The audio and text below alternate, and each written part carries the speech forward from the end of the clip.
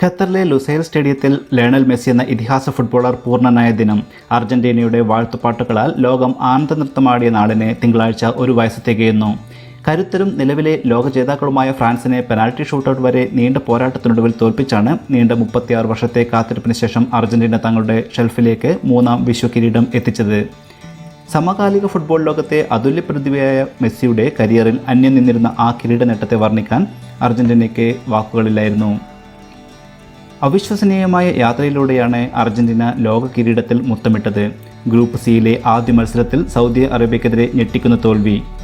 2-1 Argentina Saudi അറേബ്യയോട് തോറ്റത്.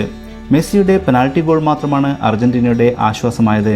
പക്ഷേ പിന്നീട് നടന്നതെല്ലാം ചരിത്രം.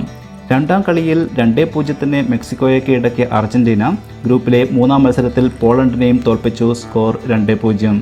പ്രീ ക്വാർട്ടറിൽ ഓസ്ട്രേലിയയെ 2-1 തകർത്ത് മുന്നോട്ട്. സ്പെയിനും ജപ്പാനുമെല്ലാം വീണ നേരത്തെ അർജന്റീന കുതിപ്പ് തുടർന്നു. ക്വാർട്ടറിൽ 4-3 നെതർലൻഡ്സിനെ ഷൂട്ടൗട്ടിൽ തോൽപ്പിച്ചു. ഇതേസമയം ചിരവൈരികളായ ബ്രസീലും കരുത്തരായ പോർച്ചുഗലും ഇംഗ്ലണ്ടുമെല്ലാം ലക്ഷ്യം തെറ്റി വീണിരുന്നു. സെമിയിൽ ക്രൊയേഷ്യയെ മറുപടിയില്ലാത്ത 3 ഗോളിന് തകർത്ത് അർജന്റീന ഫൈനലിൽ. നിലവിലെ ജേതാക്കളായ ഫ്രാൻസ് എതിരാളികളായെത്തിയപ്പോൾ ലോകം സാക്ഷിയായത് മികച്ചൊരു കലാശപ്പോരിനെ. ഫൈനലിൽ കളി തീരാൻ 10 മിനിറ്റ് മാത്രം ബാക്കി നിൽക്കെ അർജന്റീന 2 ഗോളിന് മുന്നിൽ.